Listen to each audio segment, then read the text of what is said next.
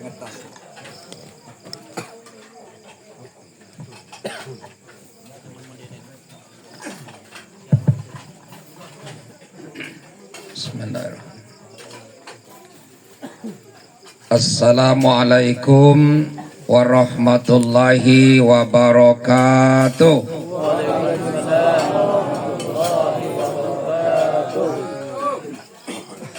Alhamdulillahi rabbil alamin. Ar-Rahmanir-Rahim, Maliki yaumiddin. Walladzi khalaqal insana fi ahsani taqwim wa arsala Muhammadan sallallahu alaihi wasallam bil huda wa dinil Islam. Asyhadu an la ilaha illallah wa asyhadu anna Muhammadan abduhu wa rasuluhu la nabiyya ba'dah. Amma ba'du, faqalallahu ta'ala fi kitabihil karim. A'udzu billahi minasy syaithanir rajim. Bismillahirrahmanirrahim. Walanabluwannakum bi syai'im minal khauf wal ju' wa naqsim minal amwali wal anfusi wath thamarat wa bassiris sabirin alladzina idza asabatsum musibah qalu inna lillahi wa inna ilaihi raji'un. Sumaiton wa nabluukum bisyarri wal khairi fitnah wa ilaina turja'un. Shadaqallahul azim. Bapak Kepala Desa yang sama-sama kita hormati beserta perangkatnya, seluruh pengurus masjid, imam, khotib, bilal, gharib yang sama-sama kita hormati, ketua BPD beserta anggotanya yang sama-sama kita hormati, bapak-bapak, ibu-ibu, adik sanak yang sempat hadir pada malam hari ini yang saya hormati, dan insya Allah semua kita akan dimuliakan oleh Allah Subhanahu wa Ta'ala. Amin, amin ya Rabbal Alamin. Terkhusus kepada keluarga, dalam hal ini Bapak Gustam Effendi, yang sama-sama kita doakan semoga beliau sekeluarga dapat menerima musibah yang berat ini dengan tulus, dengan ikhlas, dengan sabar. Dan kita yakin di balik kesabaran itulah beliau sekeluarga akan diberi oleh Allah Subhanahu wa Ta'ala ganjaran pahala yang lebih besar daripada yang hilang. Amin, amin ya Rabbal Alamin. Bapak Ibu yang saya hormati, pertama saya mengucapkan terima kasih bahwa saya pada malam hari ini bisa ketemu dengan bapak-bapak, ibu-ibu, adik sanak. Tentu pertemuan ini melalui tim dari adinda kami Epi sebagai kandidat calon Bupati Bengkulu Tengah. Kalau saya tidak diajaknya mungkin entah kebilo bisa ketemu dengan bapak-bapak di desa ini. Nah, maka Bapak Ibu sekalian, secara pribadi saya ucapkan terima kasih sehingga saya dapat berkenalan bertatap muka dengan adik sanak yang berada di Desa Surau, ya, Kabupaten Bengkulu Tengah. Salawat teriring salam semoga senantiasa tercurahkan pada junjungan kita Nabi besar Muhammadin sallallahu alaihi wasallam. Bapak Ibu, sebelum lupa, saya malam hari ini tentu mewakili keluarga atau penyelenggara. Jadi tadi kita sama-sama dengar pesan dari keluarga, pihak keluarga Epi.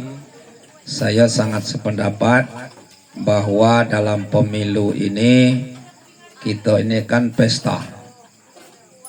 pesta demokrasi namanya kan itu. Namanya pesta itu kan si riang, bukan bersedih, apalagi belagu. Nah, jadi betul kalau kita beda pilihan Bapak itu biasa. Naluri manusia itu tidak bisa kita paksakan. Sama dengan kita berbeda akidah. Tidak baca Pak kita nak maksa kawan kita lecuti kawan. Kamu harus masuk Islam, tidak bisa. Bahkan itu dilarang. Ya, bukan dilarang di dalam negara kita Pak. Rasulullah ya, dalam agama juga Allah sudah melarang kita memaksa orang ya untuk memeluk agama kita, terutama orang yang sudah beragama.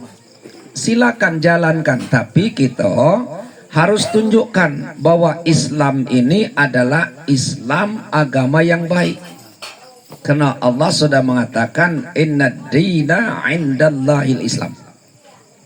Bahwa agama yang diridhoi oleh Allah itu hanya agama Islam. Tidak ada agama lain. Tapi kita tidak perlu ngejek agama orang. Itu kan tidak boleh.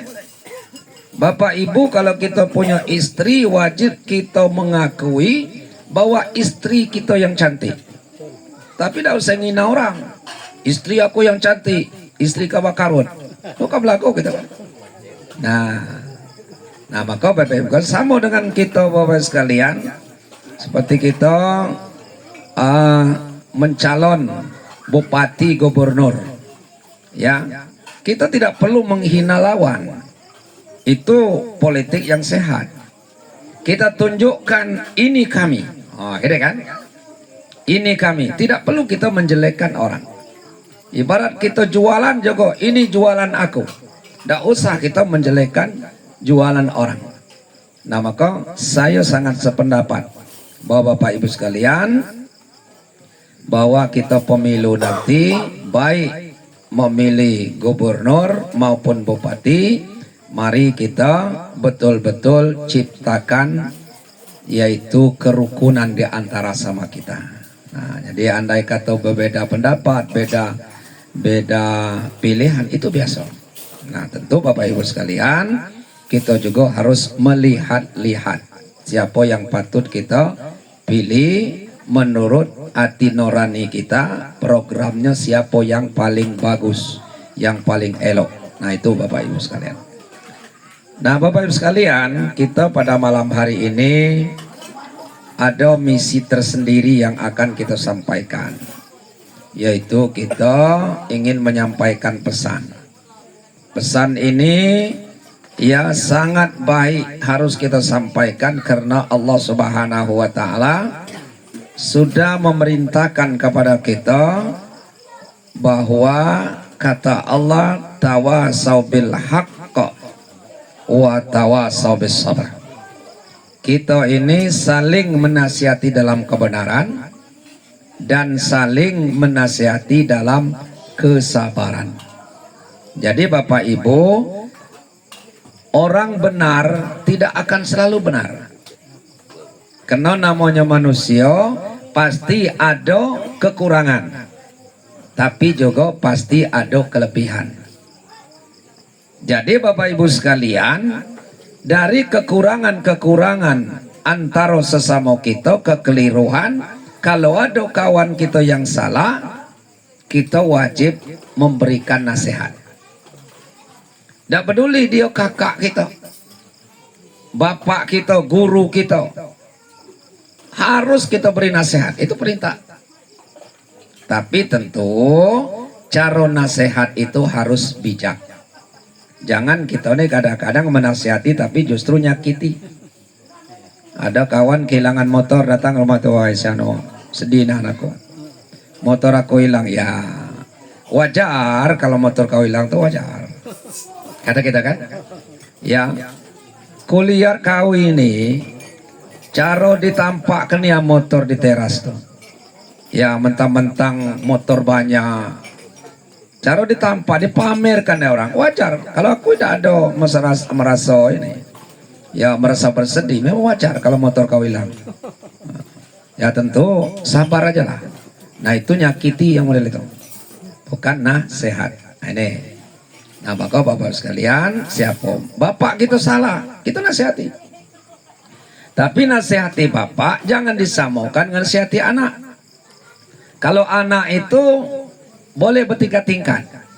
Pertama nasihati kita pelan dulu, halus kan itu kan. Kita tepuk-tepuk bahunya. Atau cara kita nasihati. Kemudian dia agak melawan dikit, agak keras dikit. Dia melawan dikit, dibentak. Dia melawan dikit, ancam. Nah, bapak peringatkan sekali lagi. Kalau kau Joko tidak berubah, silakan keluar dari rumah ini. Carilah bapak lain. Kira-kira itu kan. Doa kata gawat bapak kan. Lamarannya nih. Tapi kalau bak kita jangan model itu. Bak, aku peringatkan sekali lagi, Pak. Kalau Bak Joko tidak berubah, silahkan Bak keluar dari rumah nih. Ya, aku akan cari bapak lain. Apa kata Bak? Apa jodoh kau, umaku, kabar keluar dari rumah nih katanya. Hanya kita menusir, Pak. Nah, kan tidak benar. Harus kita bijak. Begitu juga sanak kita kena musibah, maka tugas kita wa tawassabil haqq wa tawassabil sabar. Saling nasi dalam kesabaran. Nah Bapak Ibu, kita malam ini nasihat galau Pak. Jangan Bapak ngatakan untuk apa kita datang 3 malam turut-turut ke rumah beliau, ada gunanya. Jangan sekali-kali bapak-bapak punya anggapan kehadiran Bapak mulai malam pertama, malam kedua sampai malam ketiga ini dikatakan tidak ada manfaatnya. Bapak Gustam nengok bapak-bapak ini luar biasa beliau. Rasa sedih beliau tuh mulai turun dikit demi sedikit, lantaran kehadiran adik sana. Cobalah Bapak Ibu, andai kata bapak-bapak ini mulai meninggal pertama, kedua, ketiga sampai malam ketiga ini, tidak satu pun orang desa ini yang hadir. Tidak bisa dibayangkan Pak. Jangan-jangan mati kujud kita. Tahu mati kujud? Ya, mati kujud itu ya mati berkujud. Ya, diikat leher, mati bergantung. Ya kan itu kan? Tapi dengan pertolongan adik sana ini beliau bisa tenang. Nah, itu kan beliau bisa tenang, beliau bisa sabar. Nah, maka Bapak Ibu sekalian, karena kita malam ini menasihati beliau, Pak Gustam, aku nak tahu dong mana Pak Gustam. Pak ya, kita belum kenal. Pak Gustam ini anak keberapa Pak? Anak yang pertama. Ibu mana ibu? Nah, kalau pacak, cak mana bentuk ya? Coba ibu, mana ibu? Bu, keluar dulu. Nah, carilah yang posisi yang kira-kira ibu tuh jangan bercerita polo. Mungkin di dekat pintu tuh Pak. Bapak yang itu cari posisi kau Pak. Nah. Ya, ini sangat perlu Pak. Ya, jadi Bapak Ibu, musibah ini berat sekali Pak. Jadi perlu kita sampaikan ya kepada keluarga. Nah, ini, duduk situ lah, dekat pintu lah. Dekat pintu ya Bapak. Yang penting ibu bisa dengar apa yang aku ceritakan. Nah, ya. Nah, karena sering saya sampaikan Bapak Ibu, tabligh musibah ini bukan ceramah biasa. Nah, tidak sama kayak ceramah biasa Pak. Jadi kalau ada orang ngatakan kalau tabligh musibah itu cerita biasa Pak, tidak ada masalah. Ya, karena tidak akan mungkin kita bercerita yang lain-lain. Karena tujuan kita malam hari ini memberikan nasihat kepada Pak Gustam dengan Ibu sebagai orang tua dari ananda kita Guntur Ade Pratama. Ya. Nah, oleh karena itu kepada Bapak dengan Ibu, musibah ini kami tahu. Musibah ini berat. Andai kata musibah ini tiba dengan kami, ya, saya sebagai penceramah dan sering dipanggil oleh orang ustadz, andai kata diuji oleh Allah seperti Bapak dengan Ibu, apa aku pasti mampu? Belum tentu Pak. Terus aja, belum tentu. Kadang-kadang kita dipacang ngecek, baik ceramah kemana-mana, sabar, sabar, sabar. Tubuh kita kekeno, gelap juga dunia ini. Ya nian Pak, kita ini lemak dan ngata Pak. Ya, kita penceramah ini Pak, kalau boleh saya umpamakan sama dengan seperti penonton main sepak bola. Nah, kita anggaplah, aku ini nonton malam ini. Pak Gustam dengan Ibu sebagai pemain, kira-kira begitu kan? Ya, beliau ini digelari bintang lapangan, saking kehebatnya cara dia bermain. Tapi waktu bermain di tengah lapangan hijau itu, pasti beliau ada kekeliruan, ada kekilapan. Karena beliau berhadapan dengan lawan yang begitu hebat. Yang tidak pernah kilap itu siapa? Aku sebagai penonton. Maka biasa mungkin Pak Gustam ini aku caci maki. Karena beliau ada kesalahan waktu dia membawa bola atau cepak bola. Kan itu kan biasa kan? Tengoklah penonton Pak, ribut. Bagus, cepak kanan, opor kiri. Iya, celetak. Ayah, kempul. Ala kebuyan lanangit. Masuk dekat gol tuh tidak masuk. Kalau aku tadi, akunya tuh masuk kalau ke gol. Tidak pacak dari depan, jalan belakang. Mana? Jaring semuanya itu masuk jalan belakang. Itu bila kita jadi penonton. Coba dulu kau jadi pemain.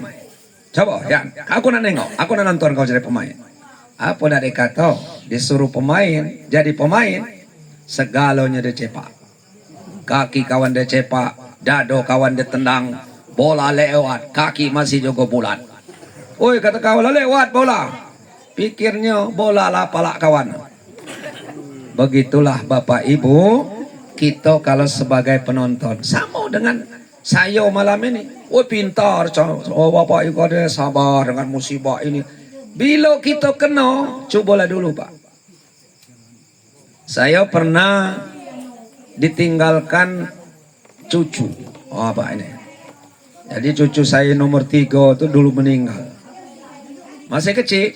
Woi, rasanya lo kepinsan Pak. Nian.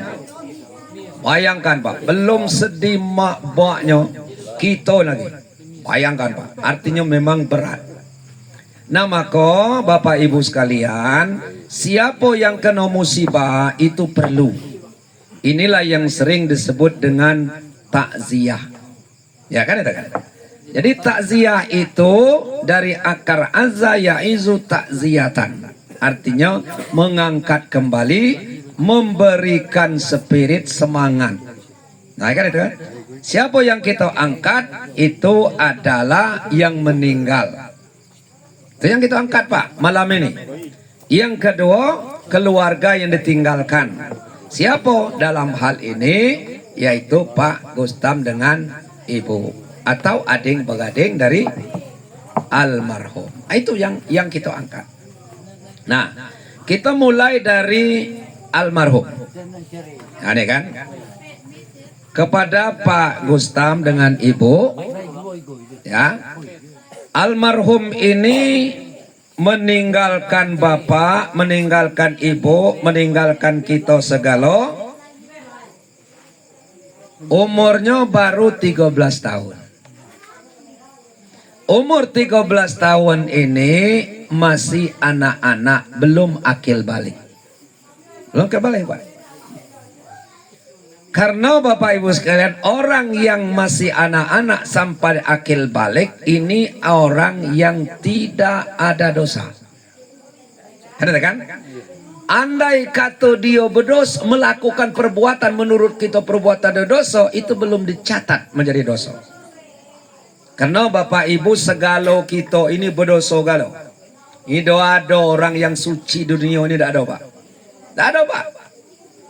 Tidak ada kita ini yang tidak berdosa. Yang tidak berdosa itu hanya 3. Jadi 3 orang Pak. 3 macam.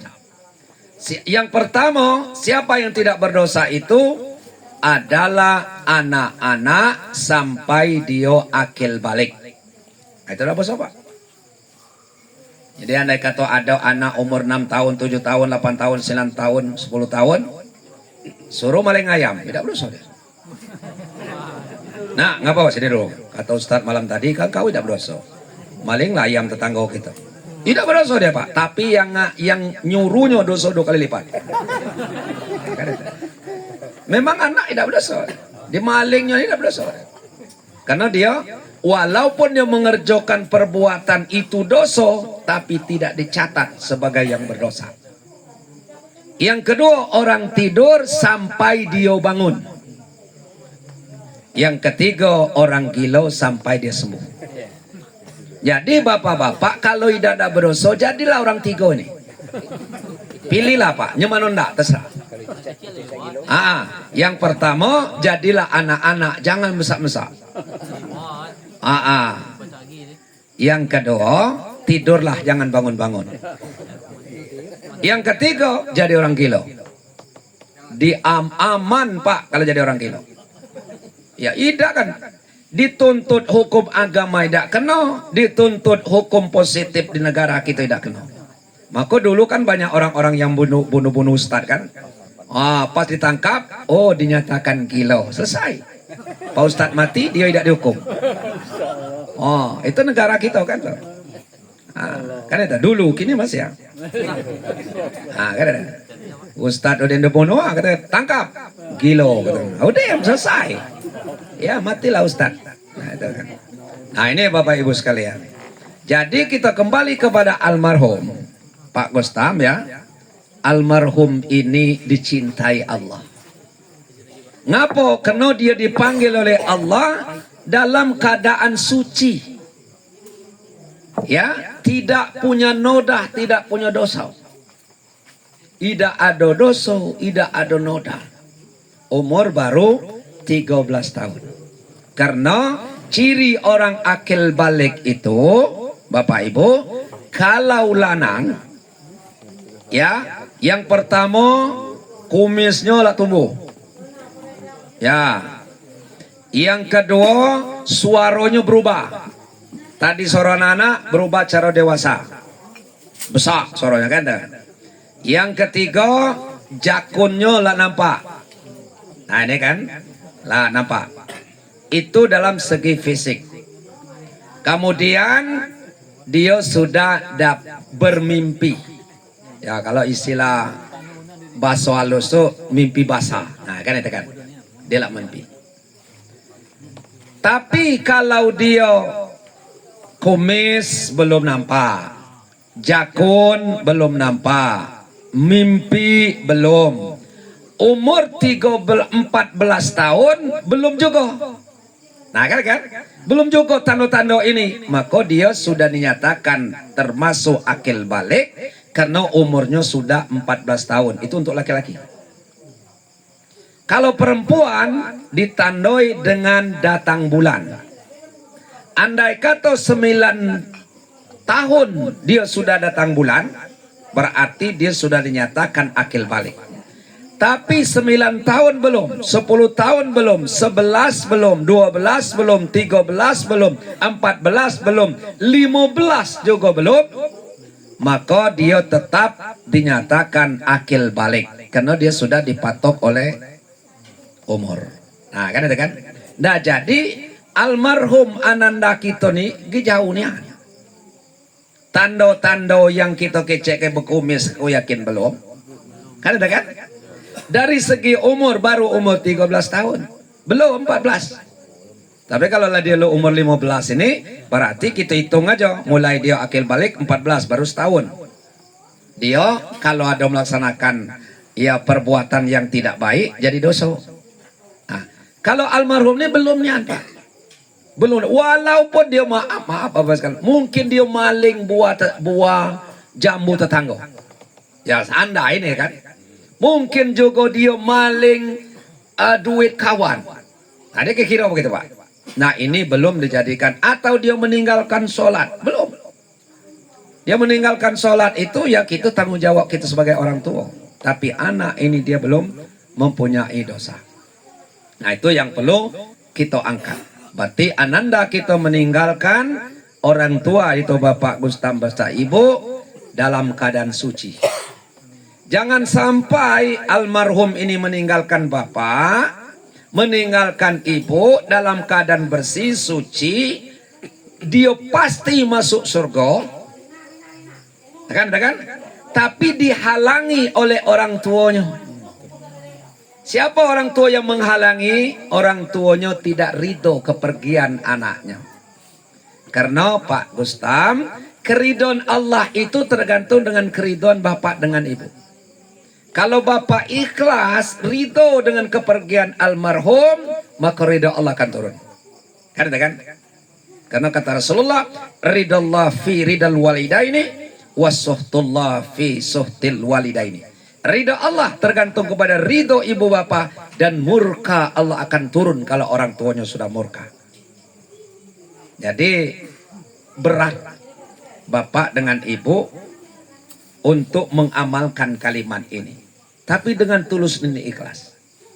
Karena dalam suatu riwayat, dalam sebuah hadis qudsi, bapak ibu, waktu kita ini diambil oleh Allah, artinya dicabut oleh malaikat, maka malaikat ini ditanya oleh Allah, hei para malaikat, malaikat maut, waktu kamu mencabut ruh kekasihku tadi, ruh yang orang yang paling kucintai, ruh yang tidak punya noda dan dosa, karena dia anak masih kecil tidak ada dosa. Nah, waktu kamu cabut ruhnya tadi, nyawanya tadi, cak mana orang tuanya? Ditanya. Maka malaikat tentu akan melaporkan sesuai dengan apa yang ada. Kata malaikat, ya Allah, waktu kami mencabut ruh kekasihmu tadi, keluarganya mengucapkan kalimat inna lillahi wa inna ilaihi roji'un, kemudian diresapkan dalam hati, dia sabar menghadapi musibah itu. Betul? Betul. Kata Allah, hei malaikat, kalau memang itu yang dilakukan oleh kedua ibu bapaknya, saya mohon dan itu dicatat.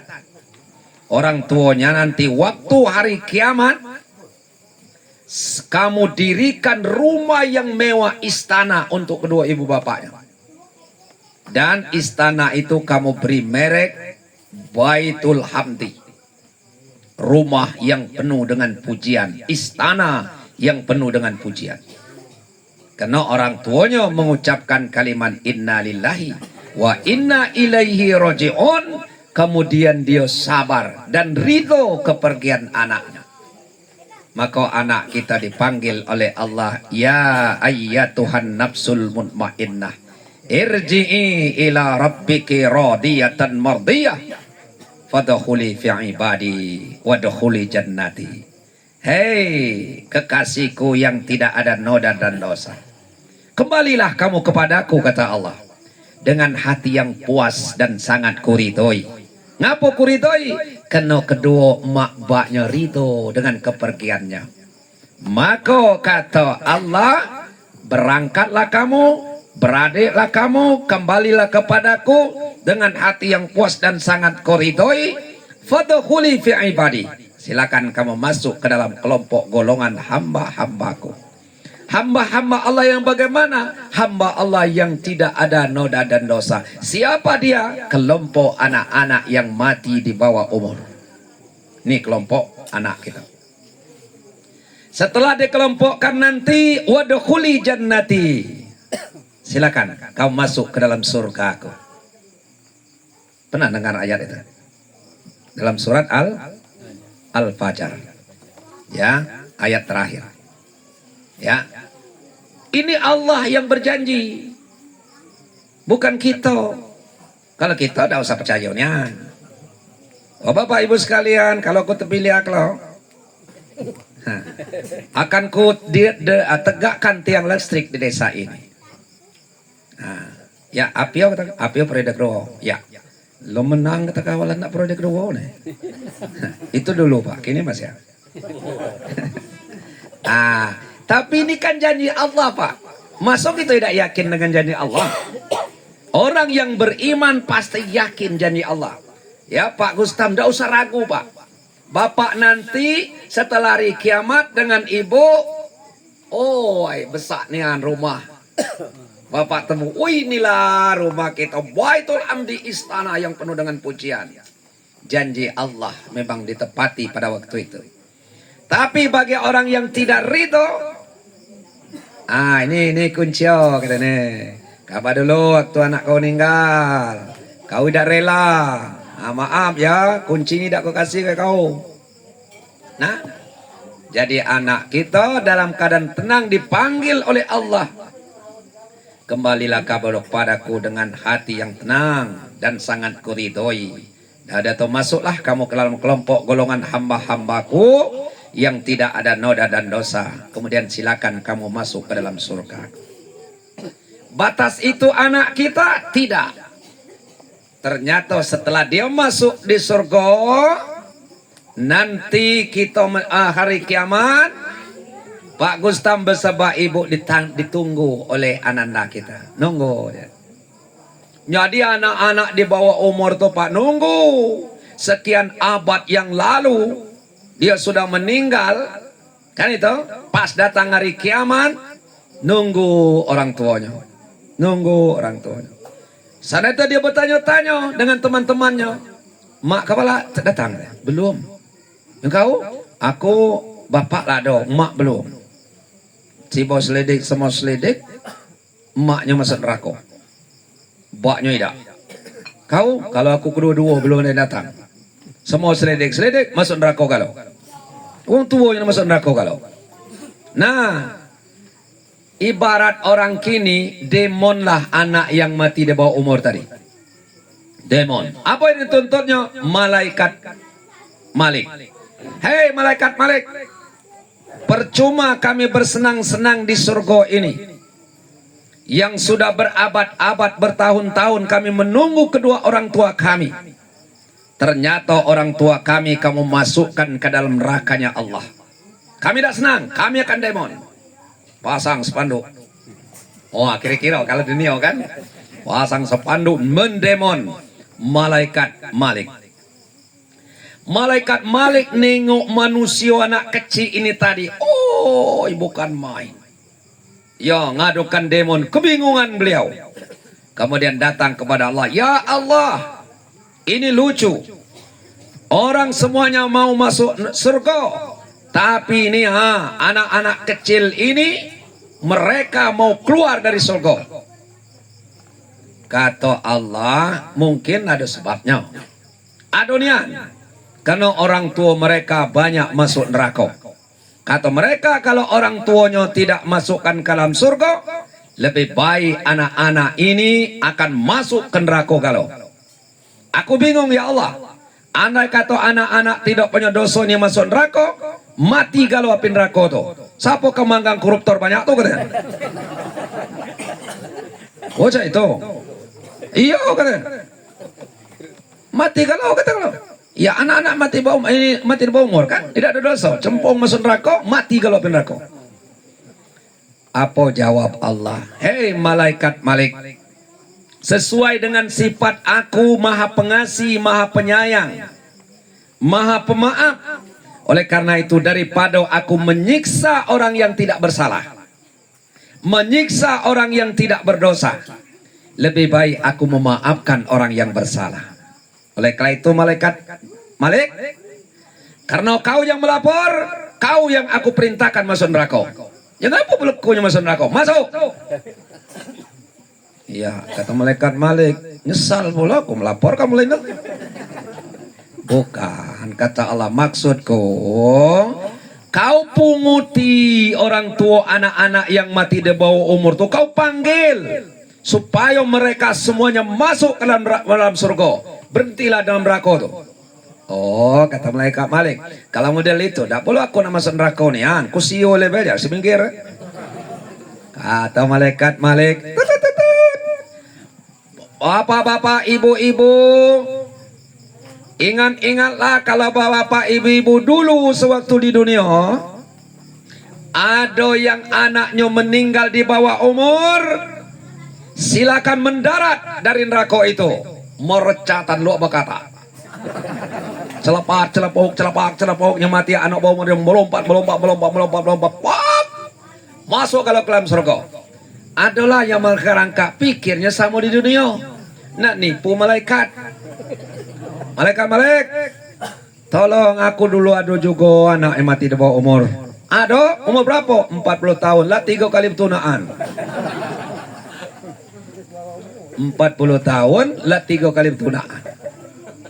Kata malaikat baik, sini. Adonian kata dia ambil pangkin cempaknya lagi. Masuklah ke dalam itu. Pikirnya sama di dunia, pacak disogok manusia ini kan itu kan. Ini malaikat pacak disogok kata. Tidak ada pak. Tak bisa di pengadilan Allah, tidak bisa disogok. Nah ini riwayat ini dicari dalam sebuah hadis kudusi. Bapak itu.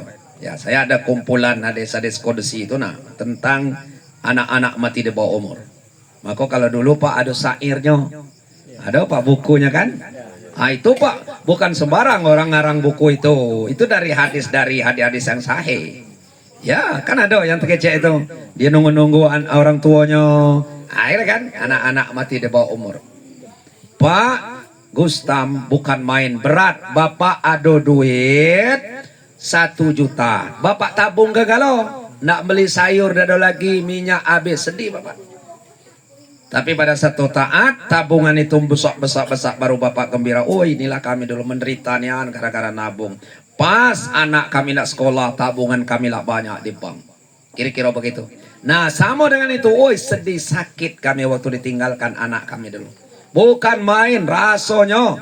Ya kalau bukan iman kami ini yang kuat, hancur perasaan kami. Tapi setelah bapak nanti di surga baru bapak ngatain, oh terima kasih.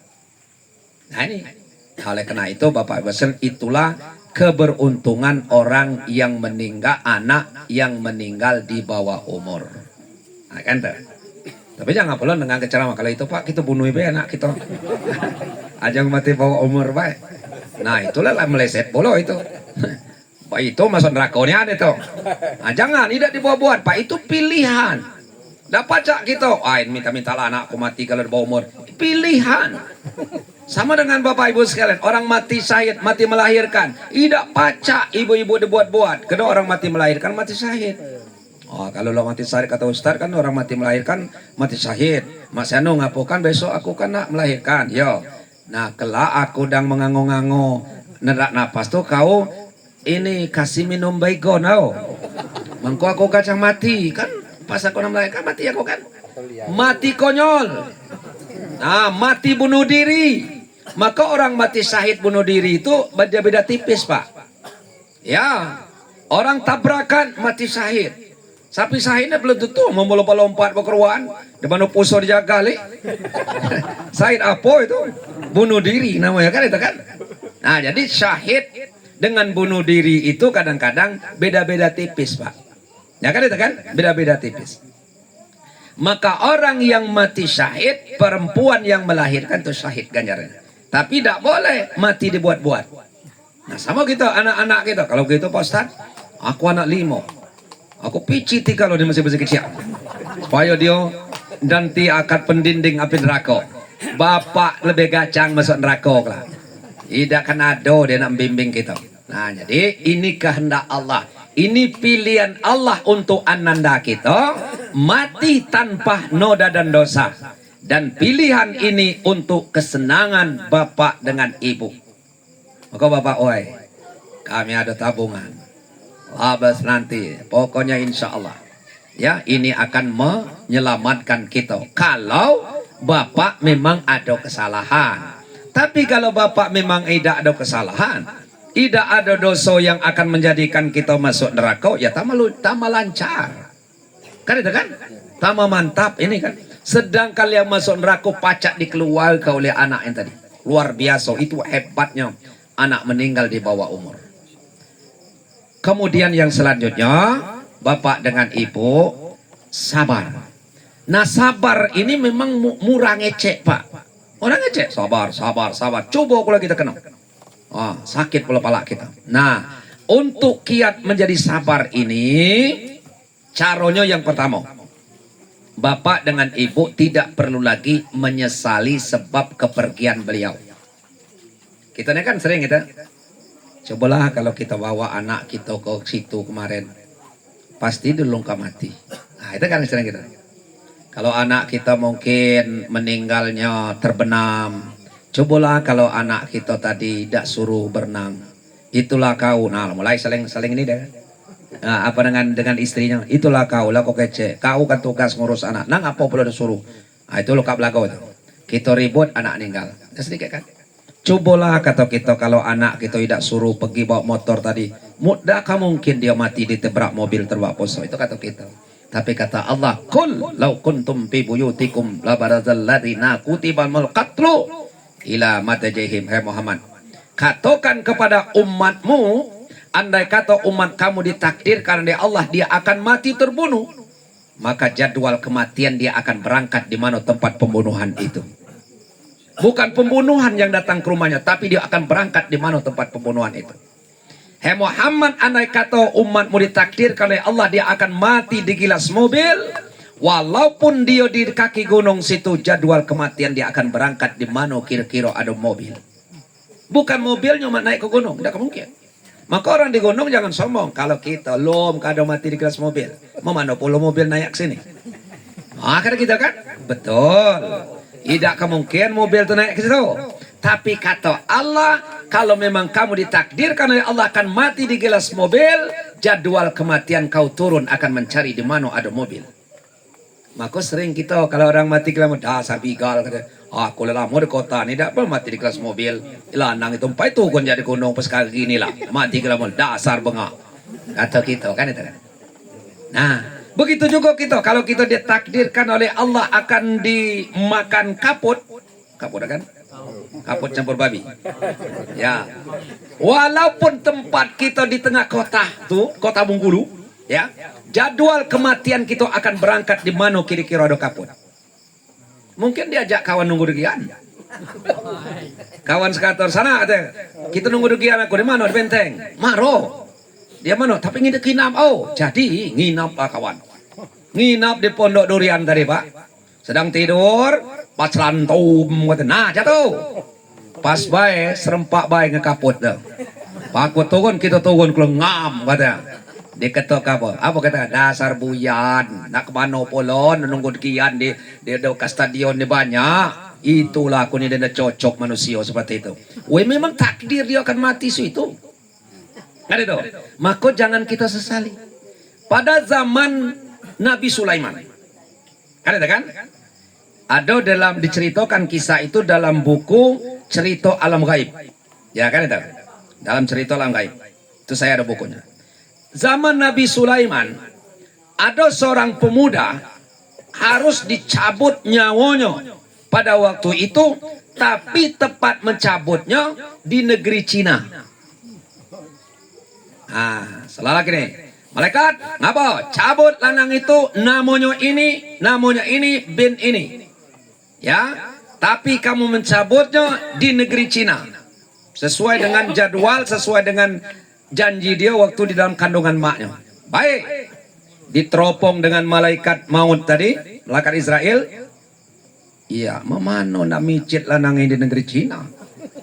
Dia sedang menghadiri pengajian di rumah Nabi Sulaiman. Nah, mudah-mudahan kita lah kira-kira kan. Nah, aku ni anggaplah aku ni Nabi Sulaiman. Jadi bapak-bapak ini kan datang kira-kira kan? Datang. Adalah seorang pemuda. Kira-kira kan? Ada seorang pemuda diperintahkan oleh Allah agar malaikat maut mencabutnya saat itu. Tapi cabutnya jangan di rumah Nabi Sulaiman. Cabutnya di negeri Cina. Datanglah malaikat tadi. Malaikat maut kan. Menyerupolah dia manusia besar tinggi. Pas beliau duduk, siapa yang dipandangnya, ditengoknya? Ditengoknya pemuda tadi. Seorang pemuda. Kalau bahasa kita dekerlit ya. Tertunduk-tunduk lanang. Karena dia lah penakut tengok mak saya ngerit ngulang ngerit lagi. Tengoknya tuh geserlah dia Pak ke dekat Nabi Sulaiman sambil gemetar. Kata Sulaiman, ngapa suka gemetar? Malaria. Itu Pak Sulaiman kata, ngapa lanang itu nengok aku terus? Gimana? Itu katanya yang baru datang tadi. Nabi Sulaiman tahu itu malaikat. Tahu dia, tapi lanang itu tidak tahu. Oh, jadi ngapa kata Nabi Sulaiman? Aku takutnya. Tolong Sulaiman, aku udah berlari dari sini. Udah berlari kemana kau? Katanya. Tolong Sulaiman antar aku ke negeri Cina. Kata ya kan? Ya kata Sulaiman, macam mana aku ngantar kau? Katanya, jauh negeri Cina tuh. Macam mana aku ngantar? Nah, ya kan Sulaiman kan ada permadani yang bisa dibawa angin. Kan cerita Nabi Sulaiman, pacak menguasai buaso, pasak menguasai angin. Kan itu apa mujizat beliau. Oh ngenian polo kata Nabi Sulaiman. Kalau itu aku ngambil permadani itu. Dia ambillah permadani selebar tikar ini. Kata beliau, naiklah kau ucap. Naik, dipencetnya lah ibarat kena tesat, terbanglah permadani tadi menuju negeri Cina. Lo seperti film Jin dan Jun. Apa kata lanang itu? Dada Sulaiman dan kawan-kawan. Dada lanang itu tadi kata, aku nak berangkat ke negeri Cina. Tenang beliau nih. Sampai kira-kira di atas negeri Cina turun sedikit-dikit, sedikit turun permadani ini kan. Kira-kira 10 meter atau 20 meter lagi nampaklah ada seorang laki-laki duduk. Nah, pas dia duduk tuh pas permadani itu jatuhlah di tempat laki-laki celepok. Kata lanang itu, ngapa lu lanang ini datang rumah Sulaiman tadi ini. Nah, ini kacau ini kata. Lepar ini kata. Awak aku belagi gara-gara lanang ini ya kata. Mangko aku belum sampai dia duluan kata. Ayo ada tunggu kawan. Mana selanang itu kan? Lah celah tahu bola pikir gerutnya dia kan. Ya. Katanya, "Hei," katanya. "Kau udah ngapo nih? Aku lari dari rumah Sulaiman gara-gara nengok kau lah. Ini kau lah duluan, aku lu sampai kau lah duluan. Kau siapa?" katanya. "Maaf," katanya. "Aku kini nekat," katanya. "Tadi memang aku takut ke kau. Ini aku nekat. Semua kalau digigit kata kabar dipijak masang gigit. Apalagi kau, kamu kena kau kelawan nih," katanya. Melawannya anda. Kata lanangnya besar tinggi. "Kau ingin kenal dengan aku? Kita kenalan dulu. Apa kena kau? Saya ingin tanya kepada kalian wahai pemuda," katanya kan. "Kau kenal tak nama malaikat? Coba kau sebutkan. Nama-nama malaikat kau sebutkan. Kenal. Katanya. Nang apa kau? Ya, kau sebutkan satu persatu. Oh, kalau memang kau nak. Satu, malaikat Israel. Tukang mencabut nyawa termasuk nyawa kau." Ngecek nunjuk malaikat tadi. "Termasuk nyawa kau," kata cabutnya bola. Langangatnya pikirnya gerutnya. "Oh itu. Kau pernah nengok?" "Nah itu yang belum," kata. "Aku belum nengok," katanya nama malaikat ya Israel. Tapi jelas itu kerjoyo itu yang cabut nyawa manusia itu lah. Masuk nyawa kau. Kata. Baik kalau begitu kata. Kata beliau, kalau kau nak nengok yang namanya malaikat yang kau sebutkan tadi, pejamkan matamu, jangan dibuka sebelum ada perintah. Menjam lah itu. Jam. Yo, silakan buka. Cak buka apa nak kata. Lanang yang besar tinggi tadi merubah menjadi pokoknya makhluk yang paling menakutkan. "Hei pemuda, yang kau sebutkan malaikat maut yang tukang mencabut nyawa orang tadi, nih dia, inilah kula ini." Mulai gemetar. "Kau malaikat maut?" "Aku minta maaf Kat," katanya. "Aku pikir bukan kau, tapi aku minta maaf. Apa kira-kira maksud kau datang dengan aku?" "Adonia, perlu dibantu malaikat." "Dah usah, pokok kesurang," katanya. "Nak bantu puluh. Nak bantu malaikat tadi. Kalau belum bantu, aku bantu. Dah usah, cukup kesurang." Katanya, "Hai pemuda, aku ini tadi baru dapat perintah. Bahwa perintah Allah segera cabut nyawa kau." "Nama kau ni nih?" "Yo ni kata. "Betul nama kau ben-bennya?" "Betul." Jadi perintah Allah segera dicabut nyawa. Ya kata ngapo? Tidak di rumah Nabi Sulaiman tadi, kawan kau masih banyak. Tidak baca, catatnya kau harus mati di negeri Cina. Ini kau sampai ke Cina, sengaja ku kiring kau ke sini. Nah ngapo belum ada lagi ke sini kata. Tepat ini kata. Jadi kau mereka bawa, tadi. Adalah kata yang mulai tebar, cabutlah teh. Pening pala aku teh. Akhirnya serat cabut matilah lanang itu negeri Cina. Inilah tafsiran ayat yang saya bacakan tadi Pak. Maka kita mungkin tidak seperti itu, tapi getaran hati ngapunya anakku redak situ nian tadi. Wih ndak nian lanang itu jangan masih juga aku ndak. Akhirnya kan, maka kita nih biasanya penyesalan ini setelah terjadi. Wih laku kata, kalau aku larang nih lanang itu masih juga ndak. Malah aku larang nih masih juga ndak. Maka orang ini Bapak Ibu sekalian, ada penelitian 40 hari sebelum meninggal dia lah ada situ apa lah do tando-tando. Lalu tando-tando Pak. Antara lain tando-tandonya nih. Pertama kalau dia lah narik-narik kain. Jadi bebo kalau laki kita lah narik-narik kain. Itu tanyoi. Ngapa pasal no lain narik kain ya? Kok laju ya kira-kira. Biasa 40 tahun 40 lagi laju. Atau dia jilat-jilat, jilat-jilat, tidak ada ini, jilat-jilat lid, apa namanya, jilat-jilat tangan, tidak ada alasan. Itu hitung aja 40 lagi laju. Hitung lo penelitiannya, tidak perlu pasti tidak. Nah itu Bapak Ibu sekalian. Jadi kesimpulan anak kita mati tanpa ada noda dan dosa.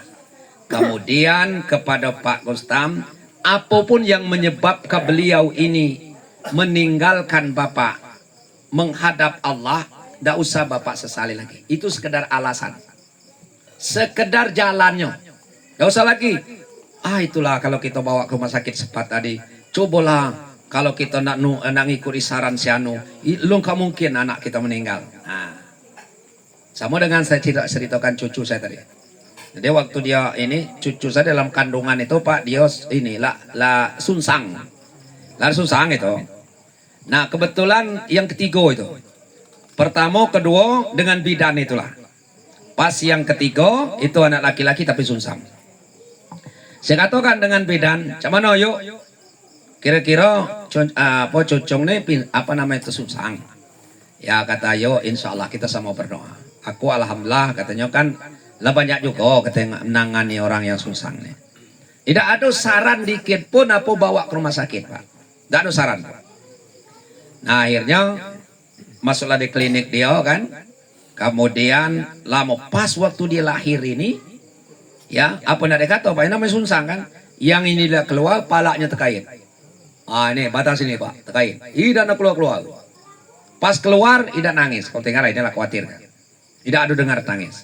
Lantalah oleh ibu bidan tadi langsung diambil digendongnya. Katanya Pak Ustadz bawalah ke rumah sakit.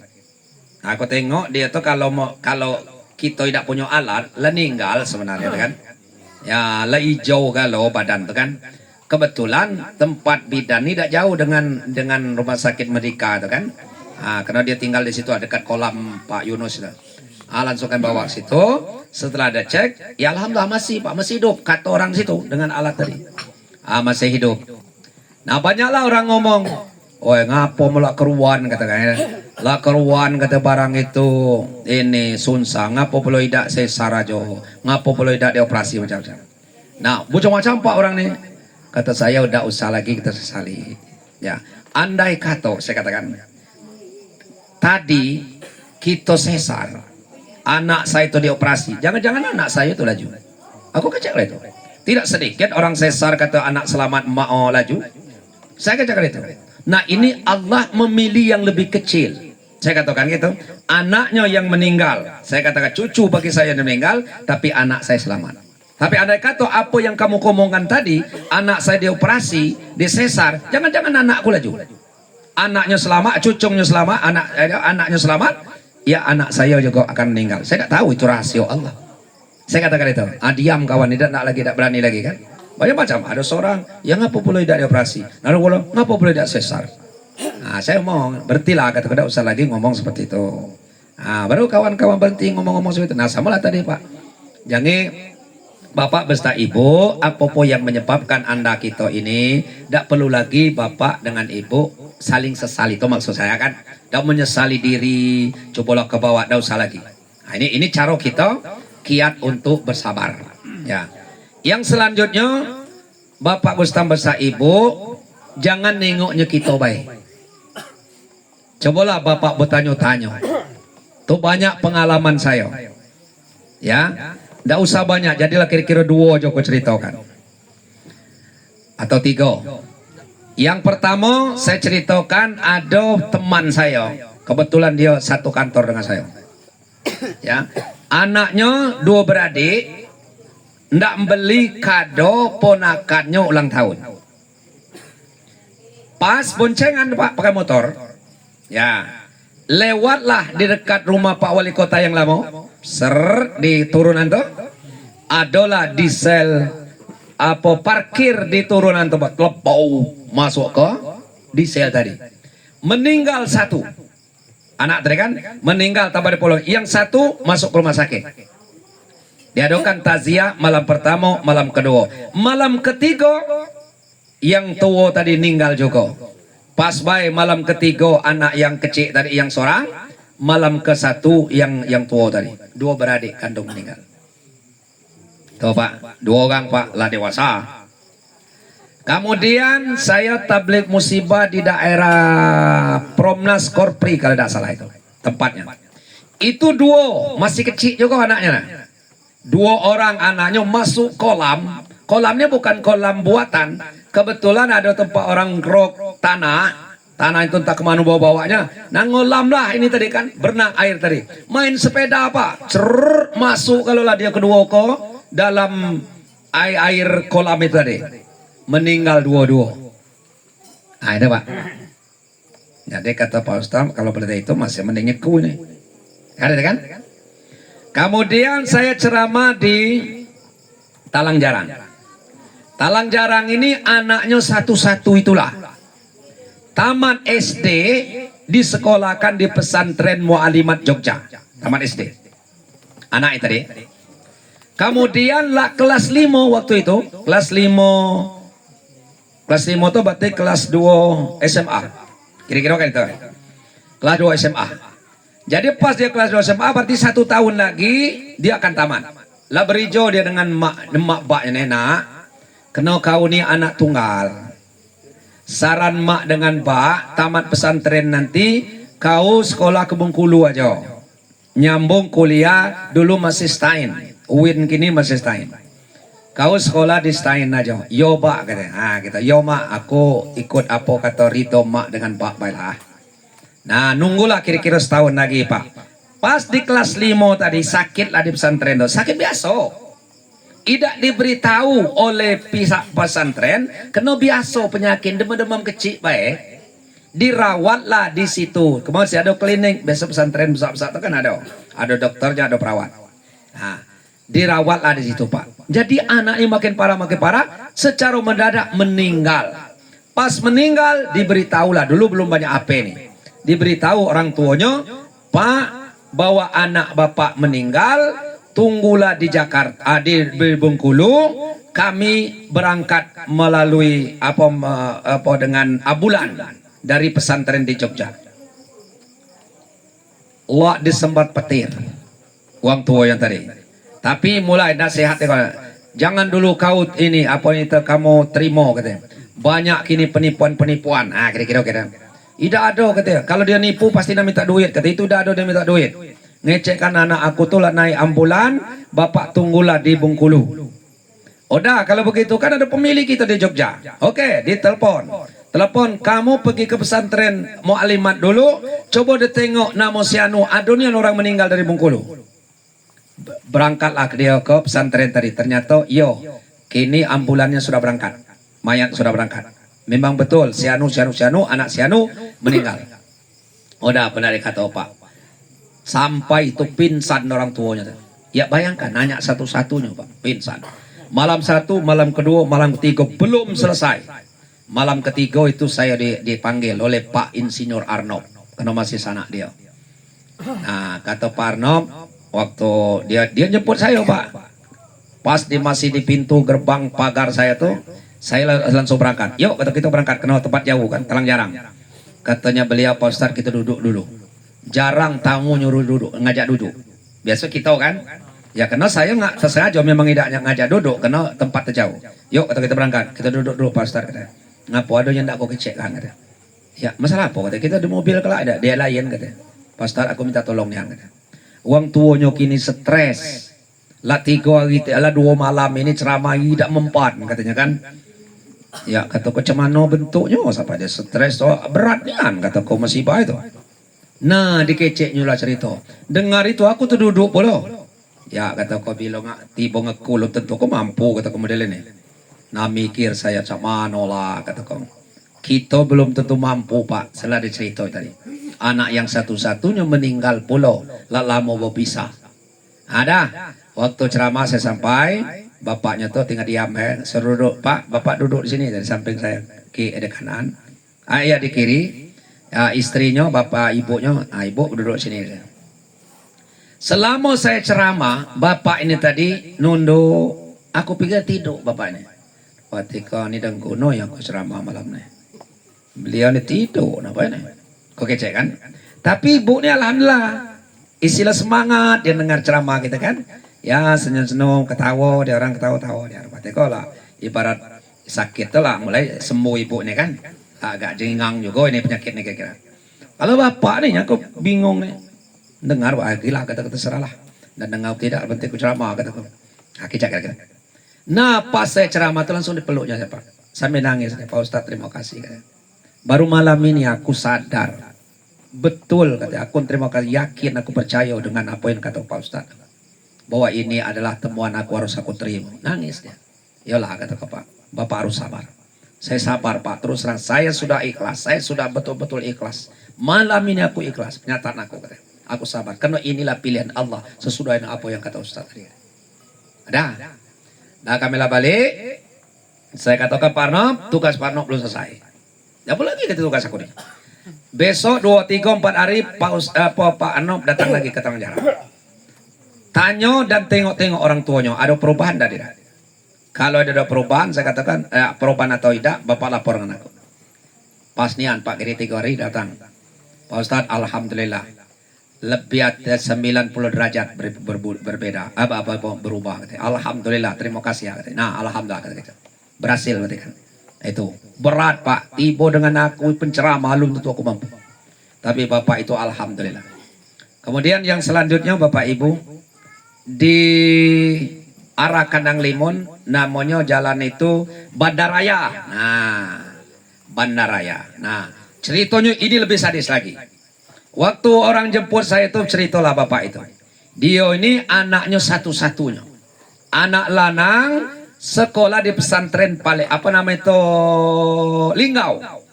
Kira-kira umur ini rasanya tidak akan jauh dengan umur almarhum nih. Kisah-kisah itulah umurnya. 13 tahun atau 14 tahun. Nah, tanpa diketahui bapak sedang tidak di rumah, ngambil motor bapaknya pagi-pagi kira-kira jam 4 atau jam 5 lah sore. Lewat jalan Bandaraya lewat ke Kandang Limun, belok ke arah Unip. Sampai ke Unip, plak, kecelakaan sendiri, bukan ditembak orang, masuklah ke Siring. Ninggallah anak ini di tempat. Stres bapaknya, apa gara-gara stres? Waktu ngubur, kata beliau, anak aku jangan kamu kuburkan di tempat penguburan. Anak aku kuburkan di depan ini. Bingung galau kawan. Kata ini Pak RT, nasihatilah Pak Imam. Nasihati. Kata Pak Imam, jangan ngapa dikuburkan. Siapa yang berani? Nih pisau. Di pojok meja ini pisau keletakkan. Kibas ngepisau nih, kata siapa yang berani ngangkat anak aku nih, kecuali kata dikuburkan sini. Ini kacau kata kawan ini. Akhirnya bapak ibu digalilah di depan pintu. Di depan pintu tuh Pak kuburan dia. Wah kata keberatnya itu. Nah pas saya ceramah situ, raso-raso tidak mampu juga Pak. Saya tanya Pak, Ngapo Pak sampai anak bapak ini? Aku stres Pak Ustadz kata. Sesni anakku serang. Jangan nih anak ada yang berani katanya ngangkat anak aku ke kuburan katanya. Aku kibas ke pisau. Pisau siapa katanya. Oh ngapo itu Pak? Sakit aku. Pak Ustadz katanya. Aku yang sedih itu kata. Tidak ini nih katanya. Ya anak aku satu. Memang anak aku itu 3 katanya. Ya kataku 1 tapi 3 di mana memang. Nah tapi yang 2 itu anak istriku. Ilah pulau kata ini stresnya kata bapak ini. Yang 2 itu anak istriku katanya kan. Ya kataku tapi aku pikir stres bapak ini cuman. Bukan maksud bapak cuman ini anak istri anak memang bapak tidak beranak kataku kan. Aku kejakan. Nah bercerita Pak Ustadz katanya. Istri aku dulu meninggal. Meninggal melahirkan anak aku inilah. Oh itu Pak, wah aku nangis pulau itu. Dia meninggal dulu Pak Ustadz, melahirkan anak aku yang ninggal ini. Kemudian aku beristri lagi, kataku istri aku membawa anak 2 orang. Amo dia kata beliau tidak aku bedakan anak aku dengan anak dia, tidak aku bedakan kata. Itu yang aku sakit, yang aku stres Pak Ustadz kata. Nah, tapi waktu alhamdulillah waktu dia dengar saya ceramah itu, tapi kini Pak Ustadz aku lah memang betul sesuai dengan ceramah Pak Ustadz. Aku lah memanglah yakin katanya apa yang kata Pak Ustadz itu ini kehendak Allah. Jadi camano kata Pak Ustadz ketika kuburan anak aku nih biarlah kata tidak apa-apa sini. Tidak mengganggu tidak kata. Biarlah tidak usah dibongkar lagi. Jadi dikuburkanlah Pak di depan rumahnya tuh. Nah Pak tuh bukan ini apa nama itu tanah tuh masih itulah Pak. Banyak pengalaman saya banyak. Jadi cukup itu aja cerita. Untuk apa aku cerita ini? Untuk Pak Gustam dengan Ibu. Mungkin Ibu ngatakan, oh kalau lo itu belum seberapa yang kita. Yang tadi serempak 2. Yang tadi serempak 2. Yang satu tadi satu-satunya anaknya. Oh kan itu hilang polo. Satu-satunya anak hilang. Kalau bapak masih ada pandangan. Berapa 3 anak ya? 2 kan 2 masih ada tempat bapak melarikan pandangan, masih ada tempat bapak rindu dengan anak yang tadi yang anaknya seorang itu kemana jadi tadi. Nah artinya ada kawan kita kalau setelah kita lihat kanan kiri atau apa yang saya ceritakan tadi itu mudah-mudahan akan meringankan bapak dengan ibu. Berarti yang kena ini bukan ibu baik, bukan bapak berdua aja yang kena ini, banyak sanak-sanak kedua kita bahkan lebih berat apa yang kita ya bandingkan dengan keluarga kita dengan ujian ini. Nah kemudian yang selanjutnya bapak beserta ibu banyaklah berdoa. Tidak perlu kita apa nama itu konsultasi atau curhat dengan tetangga. Tidak perlu, curhatlah dengan Allah. Dekat dengan malam curhat dengan Allah. Mohon kepada Allah. Mohon perlindungan kepada Allah. Mohon diketuk hati kita ingin meningkat iman kita. Ketakwaan kita dengan kepergian anak kita yang sangat kita cintai ini. Nah maka dengan ada hal tersebut kita mohon kepada Allah. Yang dapat bantu bapak dengan ibu itu hanya Allah. Kami sekedar begini inilah. Habis malam ini sanak-sanak kita bubar. Saya tidak ceramah lagi. Kan itu kan. Kalau dekat saya mungkin selalu saya ingatkan saya kan ini kita jauh. Nah tapi yang akan mereka mengingatkan bapak dengan ibu itu Allah. Dekat dengan malam berdoalah kepada Allah.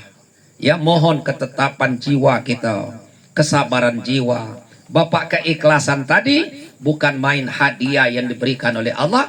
Kalau ibu dengan bapak ikhlas dengan kepergian almarhum ini. Yakinlah, jangan sampai beliau suci, beliau tidak ada noda, tidak ada dosa, pasti masuk surga, tapi terhalang. Terhalang dengan bapak ibu tidak ridho kepergian anak kita ini. Jangan ya sampai. Tapi kalau bapaknya ridho, ibu ridho Allah akan lurus. Maka panggilan Allah seperti yang kita sebutkan dalam ayat tadi. Ya, baliklah kamu kata Allah. Dengan jiwa yang tenang. Masuklah kamu kelompok golongan hambaku. Masuklah kamu ke dalam surgaku. Bukan main. Itu untuk anak. Bukan sekedar dia baik. Nanti akan menyelamatkan bapak dengan ibu. Bapak ibu ada tabungan. Tabungan akhirat. Bukan tabungan dunia. Kalau tabungan duit depan kecil itu. Kecil, tidak seberapa. Ini tabungan akhirat luar biasa. Tidak seluruh dapat, bapak-bapak kita ini tidak seluruh dapat. Tidak pacak dibuat-buat.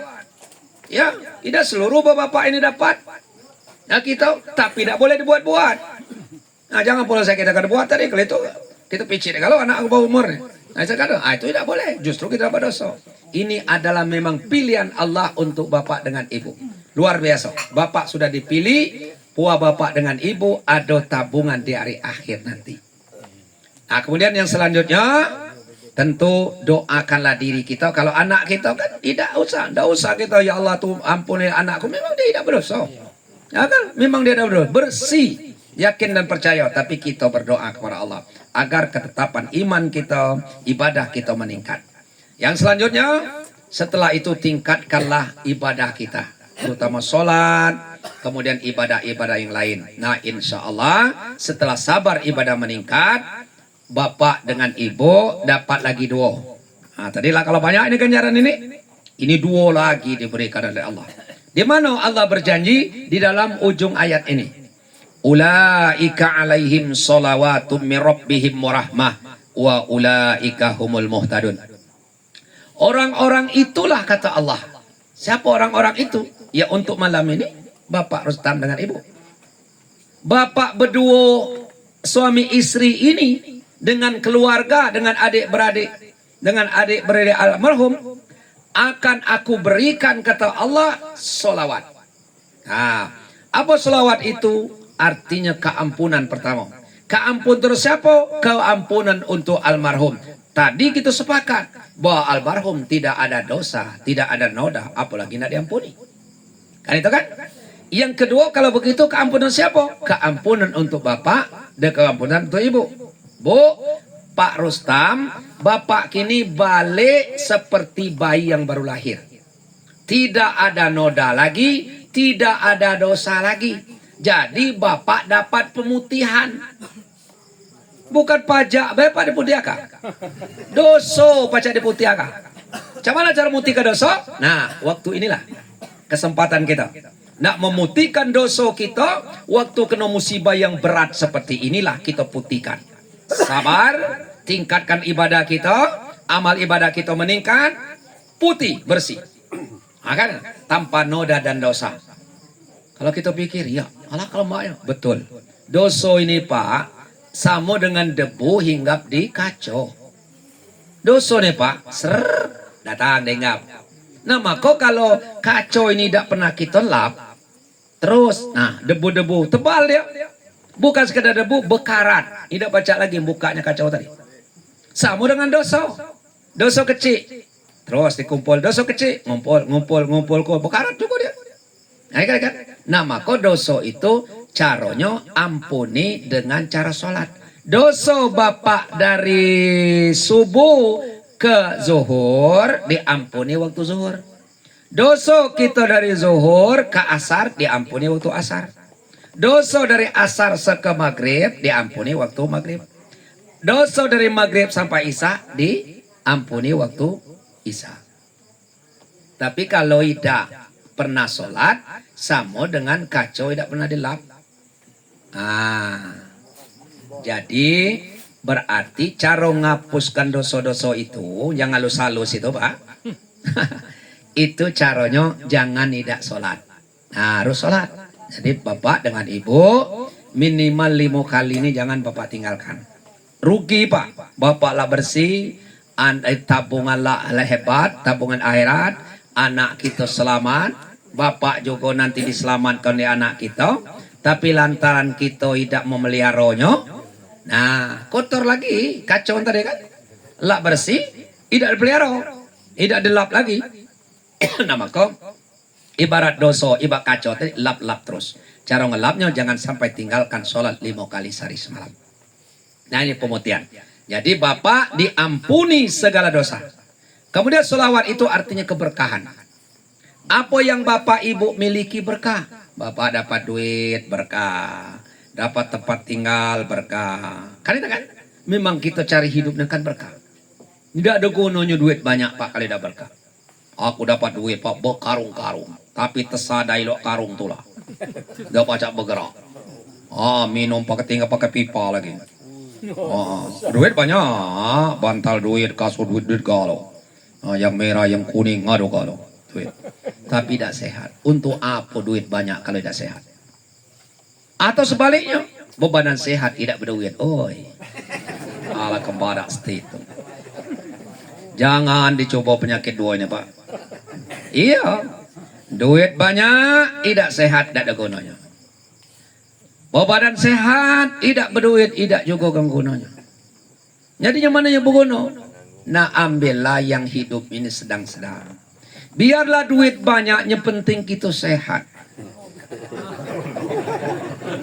Nih Pak, jadilah hidup tuh. Kira-kira setuju Pak? Bu? Setuju. Pasti setuju. Kalau ada yang tidak setuju, pasti tidak sehat orang itu. Kalau Bapak nunjuk, aku tidak setuju Pak Ustaz. Tidak sehat itu. Kalau ditangkap. Nah, tangkap, serahkan rumah sakit jiwa. Aku rasa setuju kalau Pak. Ya, jadi biarlah duit banyaknya, penting kita sehat. Tapi banyak ini kita garis bawah dulu. Bukan harus semiliar. Iya, duit semiliar bisa banyak, bisa dikit. Duit sejuta bisa banyak, bisa dikit. Tergantung duitnya melekat dengan siapa. Melekat dengan hati orang sempit atau melekat hati yang orang lapang. Kalau melekat dengan hati orang yang lapang, duit sejuta besar. Kalau lekat dengan hati orang yang sempit, duit semiliar kecil. Bapak Ibu, lihat para koruptor. Ada tidak koruptor itu orang miskin? Tidak ada. Ya ngapa orang miskin tidak koruptor? Ini tidak ada waktu. Tapi tidak korupsi kan? Dari pejabat ada. Buat proyek tidak. Nah, ini kan. Maksudnya korupsi itu ada. Tapi kalau memang otak ini memang otak koruptor, jadi korupsi galau kita. Bapak-bapak, ibu-ibu, jangan dikatakan kita tidak korupsi. Petani ini banyak petaninya korupsi Pak. Iya banyak. Ya jual gebong, campur yang kates. Korupsi itu. Ya gebongnya sebungka, katesnya 3 bungka. Ya banyak itu dulu, kini masih ya. Lagi Pak. Jual tempoyak, bukan musim demikian. Campur tapai. Kalau sampai kemangkam bermusim juga. Masih mending itu. Ini tapai. Tapai berkayu terpecil tempoyak. Mana pula membeli tempoyak tidak musim demikian, itu caronya. Nah. Apalagi? Beli manis madu. Campur gula. Apa tuh idang itu di blender. Campur. Masih asli Pak? Bukan lagi. Nah. Pas kan kata kau mah selera, kok kecil kau bukan lagi. Ada bukan lagi itu kan bahasa penekanan sebenarnya. Kan itu masih asli bukan lagi. Ya, tapi ke kau nih bahasa penekanan sebukan lagi. Hingga sebukan lagi bukan lagi asli. Nah kan itu petani kalau itu ngerjok itu. Nah jadi jangan kita jual saang campur kenidai. Tahu bahwa kenidai Pak? Nah, pengalaman ya. Pastinya tahu tadi lagi kuat pula itu. Kebetulan nanam saang, lanjarannya kenidai itulah. Langsung ngambil saang, kenidai dinaikin. Iya, saang sekilo, kenidai sekarung. Dikocok, dikocok dijemur. Waktu dijemur, apa bedanya kenidai dengan saang? Sama baik, tapi jangan digigit. Kalau digigit adanya pahit, adanya pedas. Itu dulu Pak, kini masih ya. Artinya tergantung dengan otak masing-masing. Jangan kita katakan koruptor itu, yaitu pejabat baik. Ya kita juga kalau memang otak kita nih koruptor tulah. Nah, jadi Bapak Ibu sekalian, itu artinya kita diberikan oleh Allah Subhanahu wa taala. Nah, maka untuk Bapak secara khusus ya Pak Kustam, ini kita diberikan oleh Allah, yaitu disebut dengan sholawat kemudian rahmah. Nah, ini sholawat rahmah. Rahmah itu rentetan kasih sayang. Yang kedua, siapa akan dikasih, siapa yang akan disayang? Dua pula. Yang pertama almarhum, tadi sudah kita uraikan. Almarhum meninggalkan kita bukan mati. Kemana almarhum? Pulang ke rahmatullah. Ini pulang ke rahmatullah nian Pak. Pulang ke rahmatullah, pulang balik ke pangkuan kasih sayang Allah. Aduh kita nih agak segan ngecekkan anak-anak ini pulang ke rahmatullah. Dengar apa? Telah meninggal dunia anak sianu umur 1 tahun meninggal dunia. Tidak pernah kita katakan pulang ke rahmatullah. Tapi yang tua kita sebutkan pulang ke rahmatullah. Padahal belum tentu. Masa Fir'aun setelah pulang ke rahmatullah? Mana Fir'aun pulang ke rahmatullah? Kira-kira kan itu kan? Tapi tidak juga salah. Mudah-mudahan doa. Kan itu kan? Tapi alang kepadanya, maksud saya yang anak-anak tadi kita sebut pulang ke rahmatullah. Nah, seperti anak kita nih jelas pulang ke pangkuan kasih sayang Allah. Ya, bukan mati, dia hidup. Yang mati, yang kita kuburkan itu jasadnya. Jasad dari tanah kembali ke tanah. Ruh datang dari Allah, dia kembali kepada Allah. Jadi ananda kita sedang saat ini disayangi oleh Allah. Kemudian siapa lagi yang disayang oleh Allah? Bapak Gustam dengan ibu sebagai anak, sebagai orang tua, sebagai ayah dan ibu dari ananda kita. Bapak juga diberikan oleh Allah, dipayungi oleh Allah dengan kasih dan sayang. Dikasih oleh Allah, disayang oleh Allah. Yang terakhir, keluarga Bapak akan mendapat muhtadun. Apa muhtadun itu? Hidayat. Hidayat itu petunjuk. Petunjuk jalan yang lurus, jalan yang diridhoi oleh Allah Subhanahu wa taala. Tidak satu pun orang bisa ya menyesatkan bapak dengan ibu karena Allah sudah memberikan jalan yang lurus. Tidak satu pun. Sehebat apapun orang ingin menyesatkan bapak, tidak akan ada, tidak akan bisa. Yakinlah, percaya, karena Allah sudah membimbing ya ke jalan yang benar, jalan yang lurus, jalan yang diridhoi oleh Allah Subhanahu wa taala. Amin. Amin ya rabbal alamin. Bapak Ibu yang saya hormati, saya kira itulah Pak Gustam ya beserta Ibu. Saya mewakili adik sana yang hadir pada malam hari ini, lebih utama mewakili dari keluarga yaitu adanya kami Epi. Ya, mohon doa dan mohon dukungan dari adik sana. Mudah-mudahan beliau nanti akan terpilih. Saya katakan Bapak Ibu sekalian, yang akan jadi bupati itulah ada catatan dia. Maka tidak usah kita ribut ya. Lado dicatat oleh Allah siapa yang jadi bupati. Ya kalau itu Pak dosan calon lagi lah salah. Karena kita tidak tahu. Ya, kalau kita tahu yang akan menjadi bupati ini Epi Susanti, yang nyalin ada, berarti lah calon. Ya lu kata kosong baik. Kalau lah tahu kan, tapi tidak tahu Pak kita. Ini rahasia Allah. Nah, tapi saya katakan beliau, keluarga beliau tidak bisa lepas dari bantuan, dukungan, doa dari adik sanak kita yang ada di desa ini. Nah, Bapak Ibu sekalian, saya kira itu aja yang perlu saya sampaikan. Mudah-mudahan ada manfaatnya. Yang terakhir, Bapak Ibu, mari kita sama-sama berdoa kepada Allah Subhanahu wa taala. Kita awali doa ini dengan sama-sama membaca Al-Fatihah. A'udzubillahi minasyaitonirrajim. Bismillahirrahmanirrahim. Alhamdulillahirabbil alamin arrahmanir rahim maliki yaumiddin. Iyyaka na'budu wa iyyaka nasta'in. Ihdinas siratal mustaqim. Siratal ladzina an'amta 'alaihim ghairil maghdubi 'alaihim waladdallin. Amin. A'udzubillahi minasyaitonirrajim. Bismillahirrahmanirrahim.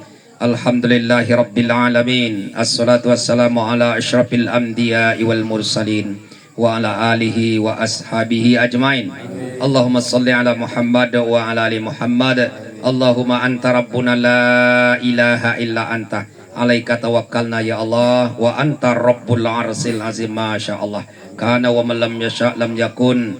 La hawla wa la quwwata illa billahil aliyil azim. Allahumma fir lana wa li walidina wa li jami'il muslimina wal muslimat wal mu'minina wal mu'minat al ahya'i minhum wal amwat. Rabbana zalamna anfusana wa illam taghfir lana wa tarhamna lanakunanna minal khasirin. Allahumma ya Allah ya Tuhan kami, pada malam hari ini kami berkumpul ya Allah, pada saat ini kami bertafakur.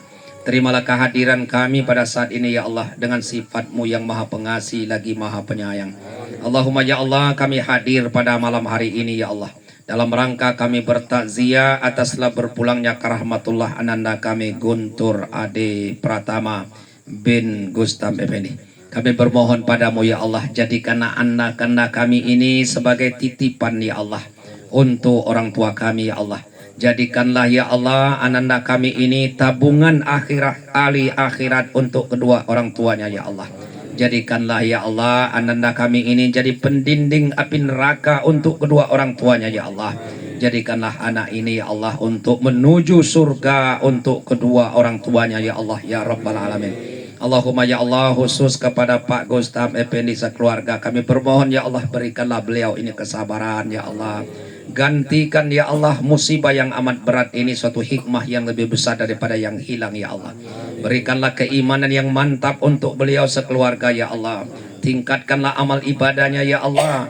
Berikanlah petunjuk jalan yang lurus, jalan yang selalu Engkau ridho ya Allah, bukan jalan yang Engkau murkai. Allahumma ya Allah, Engkau Tuhan yang maha pengampun ya Allah. Kami sadar telah banyak dosa yang telah kami lakukan ya Allah. Tak terhingga lagi dosa yang telah kami lakukan ya Allah ya Rabbal Alamin. Andai kata Engkau tidak mengampuni dosa kami ya Allah, kepada siapa lagi kami mohon ampun ya Allah, kepada siapa lagi kami mohon pinta ya Allah. Oleh karena itu ya Allah, kami bermohon ampuni segala dosa-dosa kami ya Allah. Maafkanlah segala kesalahan kami ya Allah.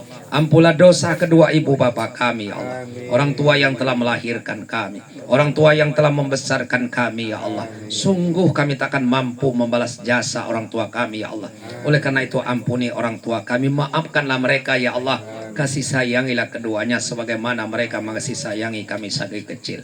Allahumma ya Allah, khusus kepada orang tua kami yang tiada, yang sudah meninggalkan kami untuk selama-lamanya ya Allah. Maafkan orang tua kami ya Allah. Lapangkanlah pintu kuburnya ya Allah. Jauhkan dari siksaan kubur, jauhkan dari siksaan api neraka ya Allah ya Rabbal Alamin. Allahumma ya Allah, Engkau Tuhan yang maha menerima semua permohonan hamba-Mu. Terimalah segala doa dan pinta kami ya Allah. Rabbana atina fid dunya hasanah wa fil akhirati hasanah wa qina adzabannar. Subhana rabbika rabbil izzati amma yasifun.